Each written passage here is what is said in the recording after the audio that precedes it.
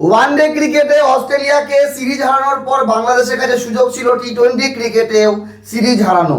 তবে আজকে প্রথম টি-20 ম্যাচে বাংলাদেশের ব্যাটিং একেবারেই ভালো হয়নি। টসে জিতে বাংলাদেশ ব্যাট করার সিদ্ধান্ত নেয় এবং 19 ওভারে অল আউট হয়ে যায় মাত্র 131 রান করে। বাংলাদেশের প্রত্যেক ব্যাটসম্যান আজকে ফালতু ব্যাটিং করেছে।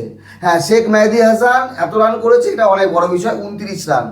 আর কোনো ব্যাটসম্যান 21-22 রানও করতে পারেনি। সর্বোচ্চ করেছে সাইফ হাসান 20, তানজিদ তামিম 10, সৌম্য সরকার 17, তহিদ হৃদয় 8, পারভেজ হোসেন ইমন 10, সাকলাইন 10, শামীম হোসেন পাটোয়ারি 1। তো এই মুস্তাফিজুর রহমানও একটা 6 মেরেছে।